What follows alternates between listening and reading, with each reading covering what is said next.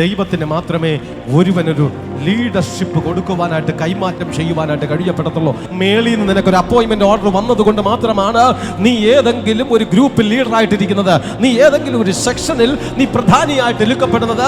ദാവീദിനെ ദൈവമായ കർത്താവ് വിളിച്ച് വേർതിരിച്ച് അവന്റെ മേലൊരു അഭിഷേകം കൊടുത്തപ്പോൾ അതൊരു മാനുഷികമായ കൽപ്പനയല്ലായിരുന്നു, അതൊരു ദൈവിക പദ്ധതിയായിരുന്നു.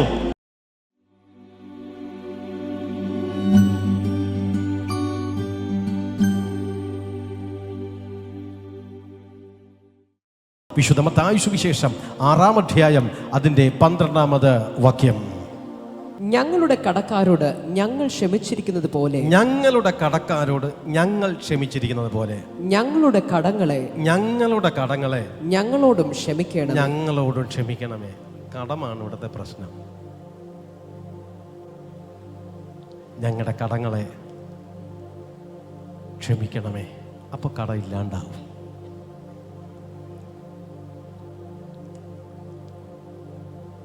ഞങ്ങളുടെ കടങ്ങളെ ക്ഷമിക്കണമേ. അതിനർത്ഥം ഞങ്ങൾ കടക്കാരാണ്. നമ്മളെല്ലാവരും കടക്കാരാണ്.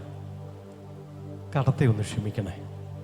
ദൈവം കടത്തെ ക്ഷമിച്ചു കഴിഞ്ഞാൽ കടമില്ലാത്തവരായി തീരും. പ്രാർത്ഥനയെക്കുറിച്ചൊക്കെയാണ് അവിടെ പഠിപ്പിക്കുന്നത്. പക്ഷെ അതിൽ നിന്ന് നമ്മൾ ഒരു ചെറിയൊരു പോയിന്റ് മാത്രം, നമ്മൾ ചെറിയൊരു ഭാഗം മാത്രം അടർത്തിയെടുത്ത് നമ്മളൊന്ന് ധ്യാനിക്കുകയാണ്. കടങ്ങളെ ക്ഷമിക്കണമേ. കടമില്ലാത്തവരാരെങ്കിലും ഈ കൂട്ടത്തിലുണ്ടാ എന്ന് ഞാൻ ചോദിച്ചാൽ കുറച്ചുപേര്, ഒരു പക്ഷേ 1 രൂപ പോലും കടമില്ലാതെ ജീവിക്കുന്നവരുണ്ടായിരിക്കുക. എങ്കിലും നമ്മുടെ ഇന്ത്യൻ കൾച്ചർ അനുസരിച്ച്, ഇല്ലെങ്കിൽ നമ്മൾ താമസിക്കുന്ന കേരളത്തിൻ്റെ സ്ഥിതി അനുസരിച്ച് കടം മേടിക്കും. മാത്രവുമല്ല, നമുക്ക് കടം തരാൻ വേണ്ടിയിട്ട് ഒത്തിരി ആൾക്കാർ റെഡിയായി നിൽക്കുന്നത് കൊണ്ട് സ്വാഭാവികമായി കടം മേടിക്കാറുമുണ്ട്.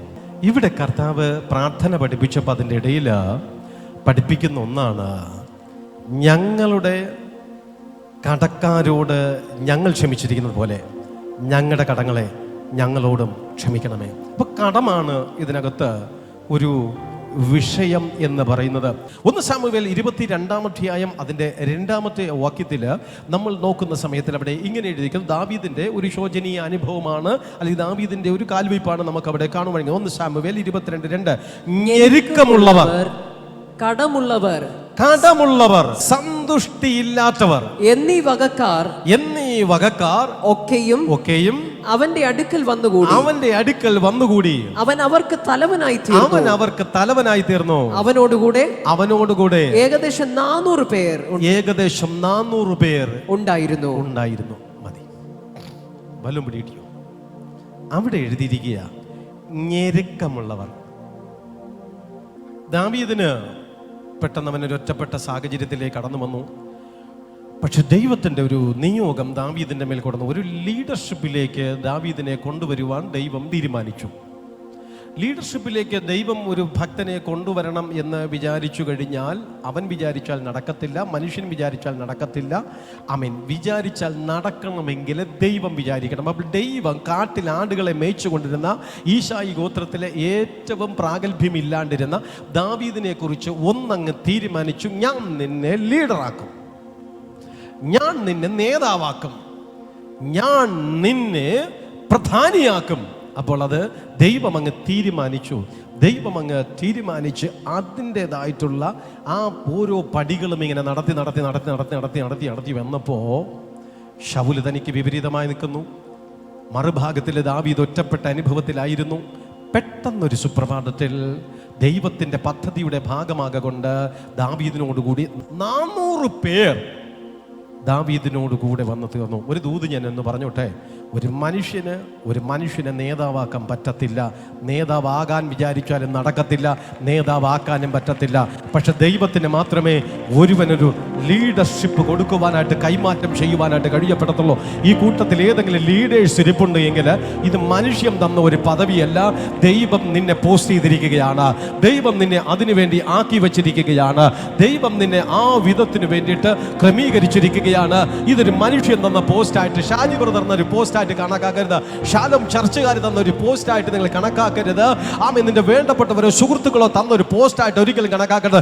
മേളിൽ നിന്ന് നിനക്കൊരു അപ്പോയിൻമെന്റ് ഓർഡർ വന്നതുകൊണ്ട് മാത്രമാണ് നീ ഏതെങ്കിലും ഒരു ഗ്രൂപ്പിൽ ലീഡറായിട്ടിരിക്കുന്നത്, നീ ഏതെങ്കിലും ഒരു സെക്ഷനിൽ നീ പ്രധാനിയായിട്ട് എടുക്കപ്പെടുന്നത്.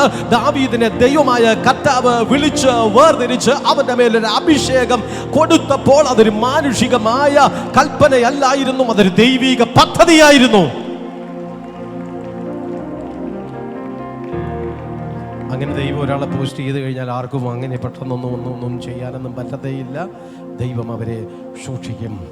മോശയെ കർത്താവ് ഒരു നല്ലൊരു ലീഡർഷിപ്പിലേക്ക് കൊണ്ടുവന്നു. ഒരൊറ്റ എണ്ണം കയറി തൊടാനായിട്ട് മോശയെ അനുവദിച്ചതേയില്ല. ദൈവം അവനെ പഠിപ്പിച്ചു. കൊലക്കേസിൽ ഒരു പ്രതിയാകിയിരുന്ന വ്യക്തിയെ ദൈവം അവിടെ നിന്നെല്ലാം രക്ഷിച്ച് കൊണ്ടുവന്നു. അവൻ്റെ കുറവുവശങ്ങൾ ഒത്തിരി ഉണ്ടായിരുന്നു. ദൈവം അതെല്ലാം മറച്ചും ക്ഷമിച്ചും അതെല്ലാം കൊണ്ടുവന്നു. അവിടെ തന്നെ ഒരു കൊലകുറ്റത്തിന് കേസുണ്ടാകാനുള്ള കാരണം എന്താണെന്ന് ചോദിച്ചു കഴിഞ്ഞാലിട്ട് ചില ജാതീയ വ്യവസ്ഥകൾ, ചില കോംപ്ലക്സുകൾ, അങ്ങനെ ഞാൻ അതിലേക്കൊന്നും പോകുന്നില്ല, സബ്ജക്റ്റ് അതല്ല.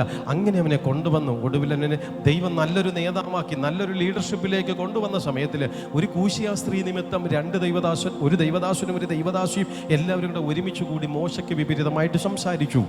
ഒരു കൂശിയ സ്ത്രീ നിമിത്തം അഹരോനും മിരിയാമും പറഞ്ഞു, മോശയിലൂടെ മാത്രമേ ദൈവം സംസാരിച്ചിട്ടുള്ളൂ. മോശ മാത്രമാണോ ലീഡർ? ഞങ്ങളൊക്കെ ലീഡർഷിപ്പിൽ നിൽക്കുന്ന ആൾക്കാർ തന്നെയാണ്, ഞങ്ങൾക്ക് ഈ കാര്യങ്ങളെല്ലാം നന്നായിട്ട് അറിയാം എന്നൊക്കെ പറഞ്ഞ് സംസാരിച്ച സമയത്തിലേക്ക് ഇത് മോശ കേൾക്കുന്നില്ല. ഉടനടി ഒരു മേഘം കടന്നു വന്നതിന് ശേഷം എൻ്റെ ഭക്തനായിരിക്കുന്ന എൻ്റെ ദാസനായിരിക്കുന്ന മോശയ്ക്ക് വിപരീതമായി സംസാരിക്കാൻ നിങ്ങൾ ശങ്കിക്കാത്തതെന്ന്, എന്തിന് നീ അവനെതിരായിട്ട് സംസാരിച്ചു എന്ന് ദൈവം ഉടനടി വന്ന് ചോദ്യം ചെയ്തതിന് ശേഷം മിരിയാം കുഷ്ഠരോഗിയായി തീരുന്നു. പിന്നെ മോശ വന്ന് പ്രാർത്ഥിക്കുന്നു. ഈ സംഭവങ്ങളെല്ലാം നമുക്കറിയാം. എന്ന് പറഞ്ഞാൽ ഈ സമയത്തിലും മോശയുടെ ഭാഗത്തായിരുന്നു ആക്ച്വലി തെറ്റ്.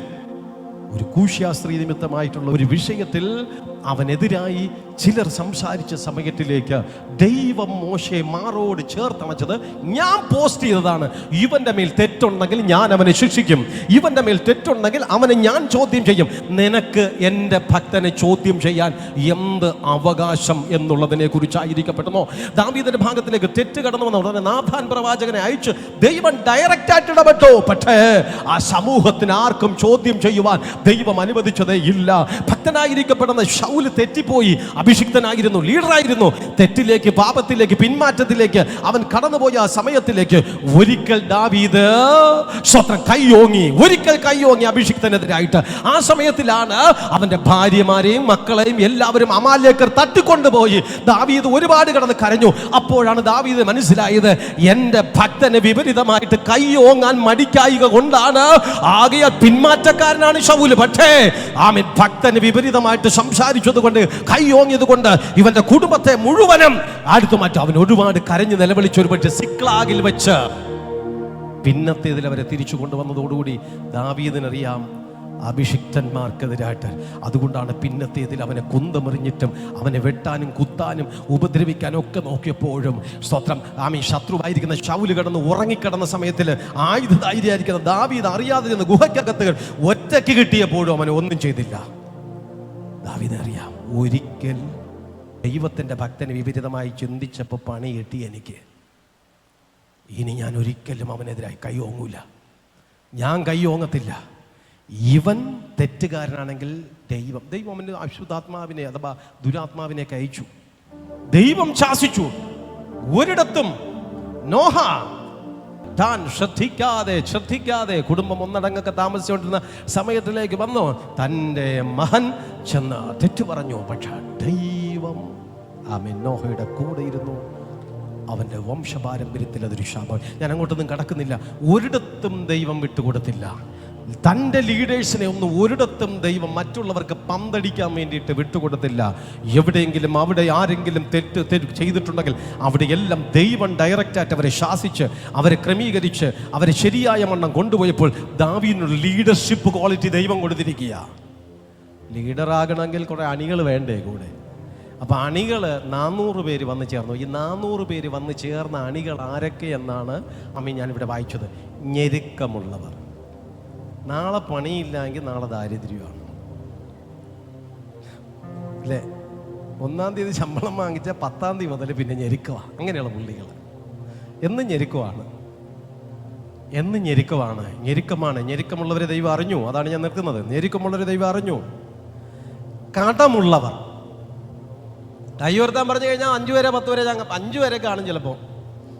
പിന്നെ ചില പുള്ളികൾ ചുമ്മാ നമ്പർ അടിച്ചും കൈ ഉയർത്തും ചിലപ്പോൾ. എനിക്ക് കടമൊന്നുമില്ല, അറിയാം അങ്ങോട്ട് നോക്കുമ്പോൾ അല്ലേ. ലോൺ എടുക്കാൻ ചെല്ലുമ്പോഴത്തേക്ക് വില്ലേജ് ഓഫീസർ ചോദിക്കും കരമടച്ചു എന്ന് നോക്കും. അപ്പോൾ കരമടച്ചില്ല, അത് അടയ്ക്കേണ്ട പരിപാടി എന്ന് പറഞ്ഞാൽ ലോൺ എടുക്കാൻ പോണ പരിപാടി സമയത്തേ ഉള്ളൂ. അതും കടം തന്നെ. ഓക്കെ, തിരിച്ചു വരട്ടെ. കടക്കാർ, ദാവീദിന്റെ കൂടെ ചേരാൻ വേണ്ടി വന്ന പുള്ളികള് ഞെരുക്കമുള്ളവർ, കടമുള്ളവർ, സന്തുഷ്ടിയില്ലാത്തവർ, മനസമാധാനമില്ലാത്ത, ശാന്തതയില്ലാത്ത, സന്തുഷ്ടിയില്ലാത്ത, ഒരു ഉയർച്ചയില്ലാത്ത ആൾക്കാർ ഈ പള്ളിയിൽ വന്ന് ചേർന്ന നിങ്ങളെ കുറിച്ചാണ് ഞാനിവിടെ വായിക്കുന്നത്. ദൈവം എനിക്കൊരു ലീഡർഷിപ്പ് തന്നു. 1999 കാലഘട്ടത്തിൽ എന്നെ മിനിസ്ട്രിയിലേക്ക് എത്തിയെങ്കിൽ 997 കാലഘട്ടങ്ങളിൽ എന്നെ വിളിച്ച് വേർതിരിച്ച് ദൈവം ഒത്തിരി എന്നെ പഠിപ്പിച്ച് ആടിച്ച് സൂപ്പാക്കി എല്ലാം ഊരിട്ടി ചരിയാക്കി എടുത്ത് എന്നെ ഇന്നിവിടെ കൊണ്ട് നിർത്തിയിട്ട് എനിക്ക് ദൈവം ആമേൻ വ്യക്തികളെ സഹായിയായിട്ട് ലീഡർഷിപ്പിലേക്ക് എന്നെ കൊണ്ടുവന്നിട്ട് തന്ന വ്യക്തികൾ ആരൊക്കെയെന്ന് ചോദിച്ചാൽ കടബാധ്യതയുള്ള പുള്ളികൾ, ഞെരുക്കമുള്ളവർ, അതോടനുബന്ധിച്ച് സന്തുഷ്ടി ഇല്ലാത്തവർ, ആമേൻ എന്നിവക്കാരൊക്കെയും. അപ്പോൾ ഈ 3 വിഭാഗത്തിലുള്ള ആൾക്കാരാണ് ഈ ശാലോം ചർച്ചിൽ ഷാജി ബ്രദർ എന്ന് പറഞ്ഞ ലീഡറിൻ്റെ കീഴിലേക്ക് ദൈവം ഇങ്ങനെ കൂട്ടിക്കൊണ്ടുവന്നവർ. എന്ന് പറഞ്ഞാലിട്ട് എല്ലാം തികഞ്ഞ പുള്ളികളല്ല, പ്രശ്നങ്ങളാൽ വലയുന്നവരാണ്, സന്തുഷ്ടിയില്ലാത്തവരെയാണ് ദൈവം ഇവിടെ കൊണ്ടുവന്നത്. കടബാധ്യതയിൽ മുങ്ങിത്താണ് കിടക്കുന്നവരെയാണ് ദൈവം ഇവിടെ കൊണ്ടുവന്നിരിക്കുന്നത്. Praise the Lord. ഹല്ലേലൂയ. ഞെരുക്കമുള്ളവർ ഓരോ ദിവസവും ഞെരുങ്ങി പോകുന്നവരെയാണ് സ്വർഗ്ഗം ഇവിടെ കൊണ്ടുവന്നിരിക്കുന്നത്. എന്നോടൊപ്പം വിശ്വസിക്കുന്നവർ കൈയടിച്ചു പറ, കർത്താവേ, യെസ്, ഞങ്ങൾ ആ വിധത്തിലുള്ള പുള്ളികളാണ്, ഞങ്ങൾ ഞെരുക്കമുള്ളവരാണ്, ഞങ്ങൾ ബാധ്യതയുള്ളവരാണ്. നിന്റെ കൃപയാൽ ഞങ്ങൾ നടക്കുന്നുവെങ്കിലും ഞങ്ങൾ സന്തുഷ്ടിയില്ലാത്തവരാണ് കർത്താവേ. ഞങ്ങൾ പിറുപിറുക്കക്കാരാണ്, പ്രശ്നക്കാരാണ്, കുഴപ്പക്കാരാണ്. എങ്കിലും ഞങ്ങളെയും ഈ ചർച്ചിനകത്ത് നീ കൊണ്ടുവന്നതിനായി സ്തോത്രം. എത്ര പേരവർ? 400 പേര് അവരുണ്ടായിരുന്നു. അവർ ദാവീദിനോട് കൂടെ ചേർന്നു എന്ന് ദൈവത്തിൻ്റെ ശ്രേഷ്ഠ വചനം പഠിപ്പിച്ചു. എന്നാൽ ദാവീദ് ഈ 400 പേരെയും കളഞ്ഞില്ല, ഒപ്പം നിർത്തി. സ്വതം കളയാൻ കഴിയത്തക്ക സാഹചര്യങ്ങൾ അനേകം വന്നു. പക്ഷേ വേണമെങ്കിൽ കളയാം.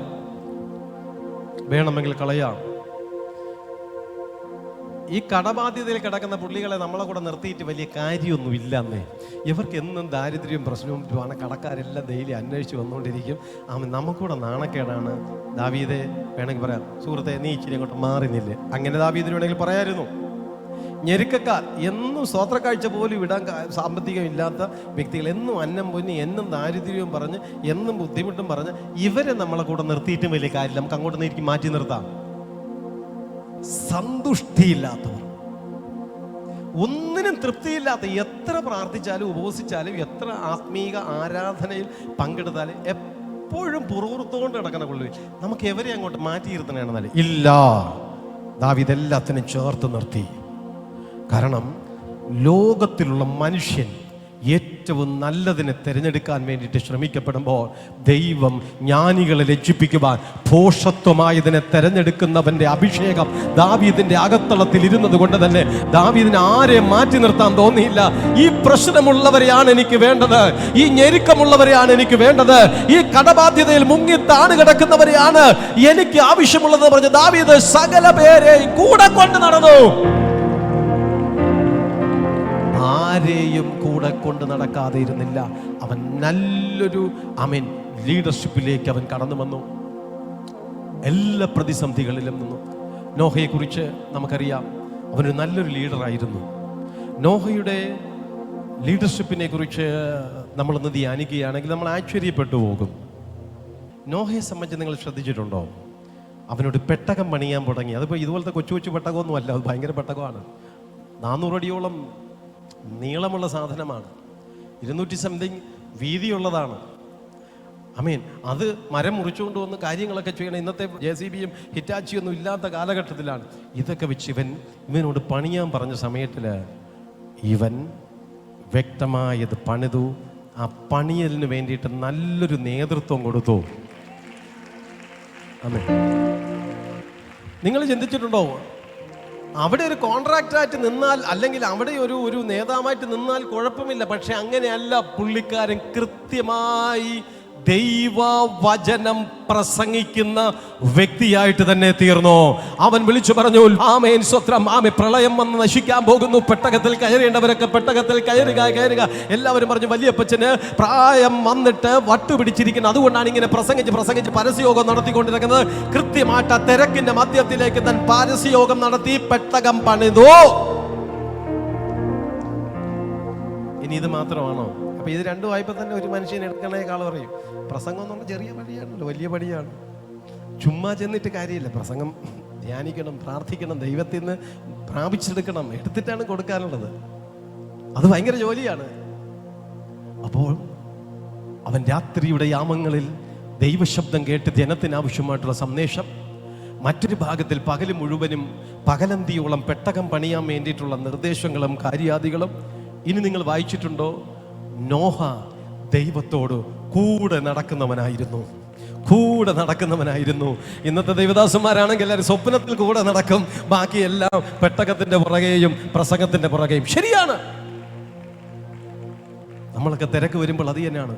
ഉറങ്ങാൻ നേരത്ത് ചെന്ന് പ്രാർത്ഥിച്ചുകൊണ്ട് കിടക്കും, കർത്താവേ കൂടെ നടക്കണമെന്ന് ആഗ്രഹമുണ്ട്. പക്ഷേ ഒറ്റയ്ക്ക്, വിശ്വാസികളില്ലാതെ, വേണ്ടപ്പെട്ടവരില്ലാതെ, തിരക്കുകളില്ലാതെ, മറ്റൊരു ജോലിയും ഇല്ലാതെ. അപ്പോൾ ഒരു പരിധിയും ദൈവദാസന്മാരെല്ലാവരും അങ്ങനെ തന്നെയാണ്. അത് കഴിയുമ്പോൾ നാമയും ഞങ്ങളാണ്. അപ്പോൾ സ്വപ്നത്തിലാണ് അങ്ങനെ നടക്കുന്നത്. പിന്നെ ശരീരം അവിടെ കിടക്കുമ്പോൾ ആത്മമണ്ഡലത്തിൽ അവർ സംസാരിക്കും, ആത്മമണ്ഡലത്തിൽ അവരായിരിക്കും. കാരണം പകൽ സമയമില്ല, സമയം. പക്ഷേ ഇവിടെ സ്വപ്നത്തിൽ നടന്നതായിട്ടല്ല ബൈബിൾ എഴുതിയിരിക്കുന്നത്. നോഹ ഈ തിരക്കുകളുടെ മധ്യത്തിലും ആ ലീഡർഷിപ്പ് ക്വാളിറ്റി എന്ന് പറഞ്ഞാൽ അവൻ ദൈവത്തോട് കൂടെ നടക്കുന്നവനായിരുന്നു, ദൈവത്തോട് ചേർന്ന് നടക്കുന്നവനായിരുന്നു. ഞാനൊരു ദൂത് വിളിച്ചു പറയട്ടെ, എത്ര തിരക്കിൻ്റെ മധ്യത്തിൽ, എത്ര ഉത്തരവാദിത്തങ്ങളുടെ മധ്യത്തിലും എന്നെ കേട്ടുകൊണ്ടിരിക്കുന്ന സുഹൃത്തുക്കളെ, കർത്താവിനോട് കൂടെ നടക്കാൻ സമയം കണ്ടെത്തിയിരിക്കണം. ഹല്ലേലൂയ. കർത്താവിൻ്റെ കൂടെ നടക്കാൻ, ഒറ്റയ്ക്കിരുന്ന് സംസാരിക്കാൻ, ഒരല്പസമയം സ്പെൻഡ് ചെയ്യുവാൻ, ആമേൻ, ദൈവത്തോട് കുശല പ്രശ്നം പറയുവാൻ, മനസ്സ് തുറന്ന് സംസാരിക്കാൻ, ആ തിരക്കുകളുടെ മധ്യത്തിലേക്ക് നീ സമയം കണ്ടെത്തണം. അതായിരുന്നു ആ കാലഘട്ടത്തിലെ നോഹയുടെ ഏറ്റവും പ്രധാനപ്പെട്ട ഒരു ക്വാളിറ്റി. പ്രസംഗം മാത്രമല്ല, പെട്ടകം പണിയിൽ മാത്രമല്ല, ദൈവത്തോട് കൂടെ നടക്കുക മാത്രമല്ല, നോഹയുടെ മക്കളെ കുറിച്ച് നോഹയ്ക്ക് ഭയങ്കര കരുതലായിരുന്നു. അവൻ ആ തിരക്കിൻ്റെ മധ്യത്തിലും കുട്ടികളെ എത്തിക്കേണ്ടുന്ന ലെവലിൽ കൊണ്ടെത്തിക്കാൻ, അവർക്ക് ആവശ്യമായിട്ടുള്ള ട്രെയിനിങ് കൊടുക്കുവാൻ, അവരെ ഭക്തിയിലും ഭയത്തിലും, ഞാൻ പെട്ടകം പണിത് കഴിഞ്ഞാലൊട്ട് ഈ ലോകം വിരക്തി കാണിച്ച് മാറി നിൽക്കുന്നത് പോലെ നിങ്ങളും ഈ ലോകത്തിൽ ചെന്ന് കൂട്ടുപിടിച്ച്, ഈ ലോകത്തിൽ ചെന്ന് ഗെയിംസിനും അല്ലെങ്കിൽ സിനിമയ്ക്ക്, ആമേ, ലോകപ്രകാരമുള്ള വൾഗറായിട്ടുള്ള കാര്യാദികളുടെ കൂടെ പോകാതെ, ഞാൻ പെട്ടകം പണിത്, ആമേ, പെട്ടകത്തിൻ്റെ പ്രധാനപ്പെട്ട കവാടം അടയ്ക്കപ്പെടുമ്പോൾ എൻ്റെ പിള്ളാരെ നിങ്ങളും കൂടെ ഇതിനകത്ത് കടന്നു വരപ്പെടണം. അപ്പൻ കുടുംബത്തെ ശ്രദ്ധിക്കാതെ ഇരുന്നിരുന്നുവെങ്കിൽ ഈ പിള്ളേരെല്ലാം നാല് കോണിൽ പോയേനെ. പക്ഷേ സ്വർഗത്തിലെ ദൈവത്തിന്റെ സന്നിധിയിൽ അവൻ സമയം കണ്ടെത്തി അടുത്ത തലമുറക്കാരനെയും പെട്ടകത്തിനകത്ത് കയറ്റി. തിരക്കുകളൊക്കെ നല്ലതാണ്, പക്ഷേ അടുത്ത തലമുറക്കാരൻ പെട്ടകത്തിനകത്ത് ഇല്ലെങ്കിൽ ഈ പെട്ടകം പണിതുകൊണ്ട് അർത്ഥമില്ല. ഈ കർത്താവിന്റെ കൂടെ നടന്നതുകൊണ്ട് അർത്ഥമില്ലാണ്ടായി പോകും, ഈ പ്രസംഗിച്ചത് അർത്ഥമില്ലാണ്ടായി പോകും. അതുകൊണ്ട് അടുത്ത തലമുറക്കാരനെ ചേർത്ത് നിർത്തുവാൻ വേണ്ടിയിട്ട് നോഹ സമയം കണ്ടെത്തി. സ്നേഹം കൊണ്ട്, കരുതൽ കൊണ്ട്, ശാസന കൊണ്ട്, ഹല്ലേലൂയ, ആമേൻ, എവിടെയൊക്കെയോ അവർ പെറുപെറുത്ത സമയങ്ങളിലേക്കും അതെല്ലാം ക്ഷമിച്ച് ആമേൻ, അപ്പന്റെ നഗ്നതയെക്കുറിച്ച് മൂത്തവൻ, ആമേൻ, വ്യക്തമായിട്ട്, ആമേൻ, കുറ്റം പറഞ്ഞ സമയത്തിലും അതൊക്കെ കണ്ടില്ല കേട്ടില്ല എന്ന് പഠിച്ച് ഇരുന്നപ്പോൾ ദൈവം അവനെ ശാസിക്കുകയോ, അവൻ്റെതായുള്ള നന്മകൾക്ക് ദൈവം ചില തടസ്സങ്ങൾ സൃഷ്ടിച്ചുവെങ്കിൽ അപ്പൻ അതൊന്നും വലിയ സീരിയസ് ആയിട്ട് എടുക്കാതെ മക്കൾക്ക് വേണ്ടിയിട്ട് സമയം സ്പെൻഡ് ചെയ്ത്, ഞാൻ പറയുന്നില്ല, പക്ഷെ മക്കളെ പെട്ടകത്തിനകത്ത് കയറ്റി. നിങ്ങളുടെ കുട്ടികൾ ഇന്ന് നിങ്ങളെ കൂടെ വന്നിട്ടുണ്ടോ? നിങ്ങൾ ആരാധിക്കാൻ പോകുമ്പോൾ നിങ്ങളുടെ കുഞ്ഞുങ്ങളുണ്ടോ? നിങ്ങൾ പ്രാർത്ഥനയ്ക്ക് ഇരിക്കുമ്പോൾ നിങ്ങളുടെ കുട്ടികളുണ്ടോ? ഞാൻ വേദനിപ്പിക്കുന്നില്ല, പറഞ്ഞിട്ട് കേൾക്കുന്നില്ല എന്നായിരിക്കും നിങ്ങൾ പറയുന്നത്. അത് പറയേണ്ട സമയം പറയണം. അഭ്യസിപ്പിക്കേണ്ട സമയം പിള്ളേരെ സ്പെഷ്യൽ ട്യൂഷന് വിടും. ആ സമയത്തിൽ നിങ്ങൾ സ്പെഷ്യൽ ട്യൂഷന് വിട്ടിട്ട് സ്വത്ര കമുകാകുന്നത്തേക്ക് പിടിക്കുമ്പോൾ കിട്ടൂല. ഇത് ബാലൻ നടക്കേണ്ടുന്ന വഴിയിൽ അവനെ അഭ്യസിപ്പിക്കണം. അങ്ങനെയാണ് നടക്കേണ്ടുന്ന സമയങ്ങളുണ്ട്. ഇതിനെ വളച്ചാൽ വളയുന്ന സമയമുണ്ട്, ഇതിനെ ശരിയാക്കിയാൽ ശരിയാകുന്ന സമയമുണ്ട്. ആ സമയത്തിൽ നിങ്ങൾ കൺട്രോൾ ചെയ്യുന്നതിന് പകരമായിട്ട് നിങ്ങൾ മുതിർന്നതിന് ശേഷം പലപ്പോഴും കൺട്രോൾ ചെയ്യുമ്പോൾ നിൽക്കുന്നില്ല.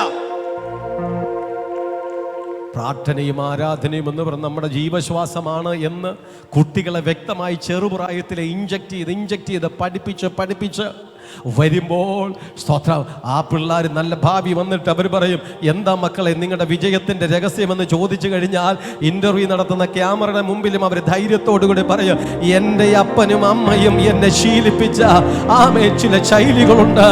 എൻ്റെ അപ്പനും അമ്മയും എന്നെ പള്ളിയിൽ പോകാൻ ഉത്സാഹിപ്പിച്ചു, പ്രാർത്ഥനയ്ക്ക് എന്നെ ഉത്സാഹിപ്പിച്ചു. ആ ദൈവഭക്തിയാണ് ഞങ്ങളുടെ വിജയത്തിൻ്റെ രഹസ്യം. ഒരിക്കലും കുട്ടികൾ പറയൂല നല്ല സ്പെഷ്യൽ ട്യൂഷന് വിട്ടുകൊണ്ടിരുന്നു, അല്ലെങ്കിൽ ട്യൂഷൻ സെന്ററിൽ വിട്ടു, നല്ല സ്കൂളിൽ വിട്ടുകൊണ്ടു, അതുകൊണ്ട് അതൊക്കെ കണ്ടെന്നും അവരൊരിക്കലും പറയത്തില്ല. ചില മേഖലകളിൽ, ചില മണ്ഡലങ്ങളിൽ ഞാൻ പറഞ്ഞു വരുന്നത്, നല്ലൊരു ലീഡർഷിപ്പ് ക്വാളിറ്റി നോഹയ്ക്ക് മാത്രമല്ല ദാവീദിൻ്റെ മേലും ഉണ്ടായിരുന്നു. ക്ഷമിക്കാനും സഹിക്കാനും കരുതുവാനും. പ്രത്യേകിച്ച് എടുത്ത് പറയുകയാണെങ്കിൽ ഇത്രയും മാനസിക ശാരീരിക പ്രശ്നങ്ങൾ അനുഭവിക്കുന്നവരെ ചേർത്ത് നിർത്തി, അവരെ ഒപ്പം നിർത്തി. അവർക്ക് ധനമാർഗങ്ങളോ നന്മകളോ ഒന്നും കൊടുക്കാനായിട്ട് ദാവീദിൻ്റെ കയ്യിലില്ല. കാരണം രാജസ്ഥാനത്തിലേക്ക് വന്നില്ല പുള്ളി ഇപ്പോൾ ആകെപ്പാടെ സ്വന്തമായിട്ട് നിൽക്കാൻ പറ്റാതെ നിൽക്കുകയാണ്. ഒരു നേരത്തെ ആഹാരം കിട്ടണമെങ്കിൽ ബാക്കിയുള്ളവർ കൊടുക്കണം. കാരണം ശൗലിനെ പേടിച്ച് വനാന്തരത്തിലൂടെ നടന്നുകൊണ്ടിരിക്കുമ്പോഴാണ് 400 പേര് വന്ന് കൂടെ കയറിയത്. ആ കൂടെ ചേർന്ന സമയങ്ങളിലേക്കും അവൻ അത്രത്തോളം ക്ഷാമവും ദാരിദ്ര്യവും ബുദ്ധിമുട്ടും അനുഭവിച്ചപ്പോഴും ദൈവത്തിൽ വിശ്വസിച്ചുകൊണ്ട് അവരെ കൂടെ ചേർത്ത് നിർത്തി. സഹോദരങ്ങളെ, ചരിത്ര പശ്ചാത്തലം നോക്കിയപ്പോൾ ഈ 400 പേര് പിന്നത്തേതിൽ ആരായി തീർന്നു എന്ന് ബൈബിൾ തന്നെ എഴുതിയിട്ടുണ്ട്. 1 ദിനവൃത്താന്തങ്ങളുടെ പുസ്തകം 12-ാം അധ്യായം നമ്മൾ 8-ാമത്തെ വാക്യം വായിക്കുന്ന സമയത്തിൽ 1 ദിനവൃത്താന്തങ്ങളുടെ പുസ്തകം 12-ാം അധ്യായം അതിൻ്റെ 8-ാമത്തെ വാക്യവും 14-ാമത്തെ വാക്യവും 22-ാമത്തെ വാക്യവും 32-ാമത്തെ വാക്യവും നമ്മൾ നോക്കുന്ന സമയത്തിൽ ഒരു ക്ലൂ അവിടെ നമുക്ക് കാണുവാൻ കഴിയും. പരിചയം കുന്തവും എടുപ്പാൻ പ്രാപ്തിയുള്ള വീരന്മാരും. നേരത്തെ ആരായിരുന്നു? ദാരിദ്ര്യവാസികളായിരുന്നു. ഇപ്പൊ ആരായി? ദാവീദിന്റെ കൂടെ ഇരിക്കുന്നവർ വീരന്മാരും യുദ്ധാഭ്യാസികളും. ഗദ്യരെ പിരിഞ്ഞു വന്ന് മരുഭൂമിയിൽ ദുർഗത്തിൽ ദാവീദിനോടുകൂടി ചേർന്ന് അവർ സിംഹമുഖന്മാരും മലകളിലെ മാൻപേടകളെ പോലെ വേഗതയുള്ളവരുമായിരുന്നു. നേരത്തെ ഈ പുള്ളിക്കാർ കടം കയറി ആത്മഹത്യയുടെ വക്കിൽ നിന്ന പുള്ളികളാണ്. നേരത്തെ ഞെരുങ്ങി 24 മണിക്കൂറും പുറുപുറുപ്പോടുകൂടി നടന്ന സാധാരണക്കാരനായിരുന്നു. ഈ സാധാരണക്കാരനായിരുന്ന 400 പേരെ തൻ ഒപ്പം ചേർത്ത് നിർത്തിയപ്പോൾ അവർ ഒരുമിച്ച് ദൈവിക പദ്ധതികൾക്കകത്ത് ഐക്യതയോടെ സ്നേഹത്തോടുകൂടി എൻ്റെ ബോസിന് ഒരു ദർശനം കൊടുത്തിട്ടുണ്ട്, ദാവീദിന് ഒരു ദർശനം കൊടുത്തിട്ടുണ്ട്. ആ ദർശനത്തിനോട് ഒപ്പം ഈ കടക്കാരന്മാരെല്ലാം കൂടെ ചേർന്ന് നിന്നപ്പോൾ, ഈ ഞെരുങ്ങിയവന്മാരെല്ലാവരും കൂടെ ചേർന്ന് നിന്നപ്പോൾ, ഈ പിറുപിറുക്കുന്നവരെല്ലാവരും കൂടെ ചേർന്ന് നിന്നപ്പോൾ അവരായിത്തീർന്നു. അവർ സിംഹമുഖമുള്ളവരായി തീർന്നു. ഭരണസാരഥ്യം ഏറ്റെടുക്കുന്നവർക്ക് പറയുന്ന പേരാണ് സിംഹം. ഒരു മൃഗത്തിനും വഴിമാറി കൊടുക്കാത്ത നേരത്തെ കടക്കാർ വരുമ്പോൾ ഓടി ഒളിച്ചുകൊണ്ടിരുന്നവൻ ധൈര്യത്തോടെ നിൽക്കാത്ത വിധത്തില് സിംഹമുഖമുള്ളവന്, മാൻപേടകളെ പോലെ വേഗതയുള്ളവർ. നേരത്തെ കഴിഞ്ഞ് ഒന്നിനും താല്പര്യമില്ലാത്ത, ഒന്നിനും ഒരു എക്സ്പീരിയൻസ് ഇല്ലാത്ത, ഒന്നിനും കൊള്ളരുതാത്തവരായിരുന്ന വ്യക്തികള് മാൻപേടകളെ പോലെ വേഗതയുള്ളവരും പരിചയം കുന്തവും എടുപ്പാൻ പ്രാപ്തിയുള്ളവന്മാരും വീരന്മാരും യുദ്ധാഭ്യാസികളും ഒക്കെ ആയി തീർന്നുവെങ്കിൽ ഇന്നൊരു പ്രവചനാത്മാവിനാൽ ഇതിനെ നിങ്ങൾക്ക് കേൾക്കുവാനായിട്ട് കഴിയപ്പെടുമോ? നേതൃത്വത്തിനൊരു ദർശനം കിട്ടിയിട്ടുണ്ടെങ്കിൽ ആ ദർശനത്തിന് ഒപ്പം ദൈവസഭ നിൽക്കുന്നുവെങ്കിൽ നിന്നെ ഒരു വീരനാക്കി തീർക്കുവാൻ ദൈവത്തിന് കഴിയുക. നിന്നെ ഒരു ശക്തനാക്കി തീർക്കുവാനായിട്ട് ദൈവത്തിന് കഴിയുക. നേതൃത്വത്തിന്റെ ദർശനത്തിന് ഒത്തവണ്ണം നിൽക്കുവാനായിട്ട് കഴിയപ്പെടുമെങ്കിൽ നിന്നെ ദൈവം സിംഹമുഖമുള്ളവനാക്കി മാറ്റും. അതാണ് സഭ നിങ്ങൾ വന്നു കയറിയപ്പോൾ ഒരു നന്മകളും നിങ്ങൾക്ക് ഇല്ലായിരുന്നുവെങ്കിൽ, ദാരിദ്ര്യവും ദുഃഖവും പ്രയാസവും ഭാരവുമാണ് എങ്കിൽ, ദൈവം ദൈവത്തിന്റെ ഭക്തന്മാർക്ക് കൊടുത്ത കാഴ്ചപ്പാടിനൊപ്പം ദർശനത്തിന് ഒത്തവണ്ണ നിങ്ങൾക്കും ചേർന്ന് നിൽക്കുവാനായിട്ട് കഴിയപ്പെടുമെങ്കിൽ സ്വർഗത്തിലെ അനുഗ്രഹം നിങ്ങളെ തേടി വരിക. ദാവീദിന് മാത്രമല്ല, ദാവീദിന്റെ കൂടെ നിന്നവർ അനുഗ്രഹിക്കപ്പെട്ടു, ദാവീദിന്റെ ഒപ്പം ഇറങ്ങിയവർ അനുഗ്രഹിക്കപ്പെട്ടു. ഇന്ന് പകൽ സമയം അനുഗ്രഹം പ്രാപിച്ചവർ, നിന്റെ വിദ്യാഭ്യാസം കൊണ്ട് നീ പറയരുത്, നിന്റെ വാക്ചാതുര്യം കൊണ്ട് നീ പറയരുത്, നിന്റെ കഴിവുകൾ കൊണ്ട് നീ പറയരുത്. നീ ഭക്തന്മാർക്ക് കൊടുത്ത ദർശനത്തിന് ഒപ്പം നിന്നത് കൊണ്ട് സ്വർഗം നിന്നെ മാനിച്ചതാണ്. 14 വാക്യം ഇങ്ങനെ എഴുതിയിരിക്കുന്നു, ഇവർ ഗത്തിരിൽ പടനായകന്മാരായിരുന്നു, നായകന്മാരായിട്ട് അവർ തീർന്നു. അവരിൽ ചെറിയവർ 100 പേർക്കും വലിയവർ 1000 പേർക്കും മതിയായവര്. സ്വത്രം 100 പേർക്കും 1000 പേർക്കൊക്കെ മതിയായ വിധത്തിലുള്ള സ്ട്രോങ് ആയിട്ടുള്ള വ്യക്തികളായിട്ട് അവർ തീർന്നു. 22 വാക്യം, ദാവീദിനെ സഹായിക്കേണ്ടതിന് ദിവസം പ്രതി ആളുകൾ അവന്റെ അടുക്കൽ വന്നു. ഒടുവിൽ ദൈവത്തിന്റെ സൈന്യം പോലെ വലിയൊരു സൈന്യമായി തീർന്നു. Praise the Lord. 400 പേര് ദാവീദിന്റെ സഹായിയായിട്ട് തീർന്നപ്പോൾ സ്വന്തം ഇഷ്ടപ്രകാരം എന്തെങ്കിലുമൊക്കെ കാട്ടിക്കൂട്ടുകയല്ല. ഞങ്ങളുടെ ലീഡറിനൊരു ദർശനം കൊടുത്തിട്ടുണ്ട്, ഞങ്ങൾക്ക് ലീഡറാക്കി വെച്ചവന് ദൈവം ഒരു കാഴ്ചപ്പാട് കൊടുത്തിട്ടുണ്ട്, ദൈവം അദ്ദേഹത്തെ നിർത്തിയിട്ടുണ്ട്. ഞങ്ങളും ആ ദർശനത്തിന് മാറ്റം വരാതെ ഭംഗം വരാതെ ഞങ്ങളൊപ്പം നിൽക്കുമെന്ന് പറഞ്ഞ് ഒരു കൂട്ടം കഴിവില്ലാത്ത വ്യക്തികൾ നിന്നപ്പോൾ അവരെല്ലാവരും ശക്തന്മാരായി തീർന്നുവെങ്കിൽ ദൈവത്തിന്റെ പരിശുദ്ധാത്മാവ് 999 കാലഘട്ടത്തിൽ സഭയ്ക്ക് തന്ന ചില ദർശനങ്ങള്, സഭയ്ക്ക് തന്ന ചില കാഴ്ചപ്പാടുകള്, അതിനോടൊപ്പം നിൽക്കുന്ന, അതിനോടൊപ്പം ആരാധിക്കുന്ന, അതിനോടൊപ്പം സഞ്ചരിക്കുന്ന, വഴിക്ക് വെച്ച് തീട്ടിട്ട് പോകാതെ, വഴിക്ക് വെച്ച് തളർന്നു പോകാതെ, വഴിക്ക് വെച്ച് പിന്മാറിപ്പോകാതെ നിൽക്കുന്ന ദൈവസഭയെ, നിന്റെ മേൽ ദൈവത്തിന്റെ ഒരു വാഗ്ദത്തമുണ്ട്, അത് നീ അനുഭവിക്കും.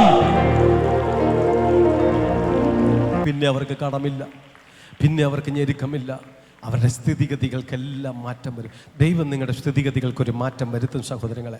എല്ലാ കാലഘട്ടത്തിലും നിനക്ക് ദാരിദ്ര്യവും ദുഃഖവും അല്ല, എല്ലാ കാലഘട്ടത്തിലും നിനക്ക് ക്ഷാമവും ബുദ്ധിമുട്ടും പ്രയാസങ്ങൾ മാത്രവുമല്ല. നീ ചേർന്ന് നിൽക്കുവാൻ മനസ്സുള്ള വ്യക്തിയാണ് എങ്കിൽ ദൈവം വാസ്തവമായിട്ട് നിന്നെ അനുഗ്രഹിക്കുമെന്നുള്ളതിന് സംശയമില്ല. സഭ ഒരു മനുഷ്യൻ്റെ അനുഗ്രഹത്തിൻ്റെ സ്ഥലമായിരിക്കുന്നു. എഫെസ്യ ലേഖനം 1-ാം അധ്യായം 19 മുതൽ നമ്മൾ വായിക്കുന്ന സമയത്തിൽ അവിടെ നമുക്ക് കാണുവാൻ കഴിയുന്നത്, എഫെസ്യ ലേഖനം 1-ാം അധ്യായം 19 മുതൽ ഇങ്ങനെ എഴുതിയിരിക്കുന്നു, വിശ്വസിക്കുന്ന നമുക്ക് വേണ്ടി വ്യാപരിക്കുന്ന അവൻ്റെ ശക്തിയുടെ അളവറ്റ വലിപ്പം ഇന്നതെന്നും നിങ്ങൾ അറിയേണ്ടതിന് പ്രാർത്ഥിക്കുന്നു. ആര്? പൗലോസ് എഫെസ്യർക്ക് ലേഖനം എഴുതിയപ്പോൾ പ്രാർത്ഥിക്കുന്നു. ആമേൻ. 20-ാം വാക്യം, അങ്ങനെ അവൻ ക്രിസ്തുവിലും, 1 ദൈവശക്തി അറിയാൻ വേണ്ടി ഞങ്ങൾ പ്രാർത്ഥിക്കുകയാണ്. 2 അങ്ങനെ അവൻ ക്രിസ്തുവിലും വ്യാപരിച്ചു, ആ ശക്തി യേശുവിൽ വ്യാപരിച്ചു. അവനെ മരിച്ചവരുടെ ഇടയിൽ നിന്ന് ഉയർപ്പിച്ചു, ആ ശക്തിയാണ് യേശുവിനെ ഉയർപ്പിച്ചത്. 21-ാം വാക്യം, സ്വർഗത്തിൽ തൻ്റെ വലത് ഭാഗത്തെ എല്ലാ വാഴ്ചയ്ക്കും അധികാരത്തിനും, എല്ലാ വാഴ്ചയും സാത്താൻ്റെ ശക്തികളാണ്, വാഴ്ചകൾ അധികാരങ്ങളൊക്കെ 4 ഫോഴ്സുകൾ പിശാചിന്, അതിൻ്റെ മേളിൽ അധികാരത്തിനും ശക്തിയും കർത്തൃത്വത്തിനും ഈ ലോകത്തിൽ മാത്രമല്ല വരുവാനുള്ളതിനും വിളിക്കപ്പെടുന്ന സകല നാമത്തിനും അത്യന്തം മീതെ ഇരുത്തുകയും സർവവും അവൻ്റെ കാൽ കീഴാക്കി വച്ച് അവനെ സർവത്തിനും മീതെയാക്കി. പിടിയിട്ടില്ല, ശ്രദ്ധിച്ചാൽ മനസ്സിലാവും.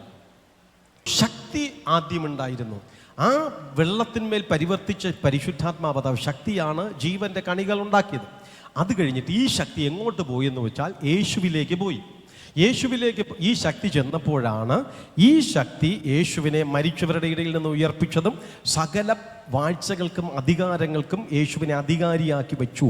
ഒരു സാത്താനും യേശുവിനെ ജയിക്കത്തില്ല, ഒരു മന്ത്രത്തിനും ബന്ധനത്തിനും ശാപത്തിനും യേശുവിന് അതിൻ്റെതായിട്ടുള്ളൊരു പവർ ഈ ശക്തി വന്ന് വ്യാപരിച്ചപ്പോൾ ലഭിച്ചു എന്നുള്ളതാണ് അവിടെ എഴുതിയിരിക്കുന്നത്. ഇനി 22-ാം വാക്യം, സർവവും അവൻ്റെ കാൽ കീഴാക്കി വെച്ചു അവനെ സർവത്തിനും മീതിയാക്കി. 23, എല്ലാറ്റിനും എല്ലാം നിറയ്ക്കുന്നവൻ്റെ നിറവായിരിക്കുന്ന. അപ്പോൾ ഇപ്പോൾ ഈ അനുഗ്രഹം മുഴുവൻ എവിടെ ഇരിക്കുന്നു? യേശുവിൽ. ശക്തി യേശുവിൽ നിൽക്കുന്നു, പിശാചിന്റെ മേലുള്ള അധികാരം യേശുവിൽ നിൽക്കുന്നു, അനുഗ്രഹം മുഴുവനും യേശുവിൽ നിൽക്കുകയാണ്. ഈ യേശു എങ്ങോട്ട് പോയി എന്നാണ് അടുത്ത് എഴുതിയിരിക്കുന്നത്. എല്ലാറ്റിലും എല്ലാം നിറയ്ക്കുന്നവൻ്റെ നിറവായിരിക്കുന്ന അവൻ്റെ ശരീരമായ സഭയ്ക്ക് കൊടുക്കുകയും ചെയ്തിരിക്കുന്നു. അപ്പോൾ ഈ ബ്ലെസ്സിങ് എല്ലാം എവിടെ ചെന്ന് നിൽക്കുന്നു എന്നാണ് അവിടെ എഴുതിയിരിക്കുന്നത്. എല്ലാറ്റിനും എല്ലാം നിറയ്ക്കുന്നവൻ്റെ നിറവായിരിക്കുന്ന അവൻ്റെ ശരീരമാകുന്ന സഭയ്ക്ക് കൊടുത്തിരിക്കുന്നു. ആമേൻ. ഈ ശക്തി യേശുവിലേക്ക് വ്യാപരിച്ചു. യേശു കർത്താവിൽ നിന്ന് ഈ അനുഗ്രഹം മുഴുവനും തൻ്റെ ശരീരമാകുന്ന സഭയ്ക്ക് കൊടുത്തിട്ടുണ്ട് എങ്കിൽ സഭയോട് ചേർന്ന് നിൽക്കുന്നവന്റെ മേലാണ് ദൈവത്തിന്റെ അനുഗ്രഹം. ഇന്നിവിടെ വെറുതെ അല്ല ചില അനുഗ്രഹങ്ങൾ കൊണ്ടുപോകാൻ വേണ്ടിയിട്ടാ. ഇതെവിടെ കിട്ടും? സഭയ്ക്കകത്താണ് അനുഗ്രഹം.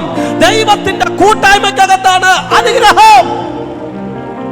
Praise the Lord. ആദിയിൽ വെള്ളത്തിന്മേൽ പരിവർത്തിച്ച പരിശുദ്ധാത്മാവ് ആമേൻ കാലാകാലങ്ങളിൽ പ്രവർത്തിച്ചൊടുവിൽ ഈ അനുഗ്രഹത്തിന്റെ ആസ്ഥാനം എവിടെയാക്കി നിർത്തിയിരിക്കുന്നു? തൻ്റെ ശരീരമാകുന്ന സഭ, തൻ്റെ ശരീരം, യേശു കർത്താവിന്റെ ശരീരമായിരിക്കുന്ന സഭയ്ക്കകത്താണ് സകല അനുഗ്രഹവും വന്നു വീണിരിക്കുന്നത്. ആകയാൽ ഇതിനകത്ത് വരാതെ നിങ്ങൾക്ക് അനുഗ്രഹം കിട്ടത്തില്ല. സഭയ്ക്കകത്ത് വരാതെ അനുഗ്രഹം കിട്ടത്തില്ല. സഭയിൽ ചേർന്ന് നിൽക്കാതെ അനുഗ്രഹം കിട്ടത്തില്ല. സഭയോട് കൂടെ നടക്കാതെ അനുഗ്രഹം കിട്ടത്തില്ല. എത്ര വലിയ ബിസിനസ് ചെയ്തെന്ന് പറഞ്ഞാൽ, എത്ര വർഷ കൃഷി കാര്യാദികൾ ചെയ്തെന്ന് പറഞ്ഞാൽ, എത്ര വലിയ വമ്പൻ ബുദ്ധിശാലികളെന്ന് നിങ്ങൾ പറഞ്ഞാൽ, ആമേ ശരീരമാകുന്ന സഭയോട് പറ്റിപ്പിടിച്ചിട്ടല്ലാതെ ഈ അനുഗ്രഹങ്ങൾ നിങ്ങൾക്ക് അവകാശമാക്കാൻ പറ്റത്തില്ല. സ്വതന്ത്രം. ഒരു സങ്കീർത്തനത്തിലേക്ക് പോകുമ്പോൾ കുറച്ചുകൂടെ അത് നമുക്ക് മനസ്സിലാക്കാൻ കഴിയും. സങ്കീർത്തനം 133 ഇങ്ങനെ എഴുതിയിരിക്കുന്നു: ഇതാ സഹോദരന്മാരൊത്തൊരുമിച്ച് വസിക്കുന്നത് എത്ര ശുഭവും എത്ര മനോഹരവുമാകുന്നു. സഹോദരങ്ങൾ ഒത്തൊരുമിച്ച് വസിക്കുന്നത്, ഒരുമിച്ചിരിക്കുന്നത് എത്ര മനോഹരമെന്നാണ്.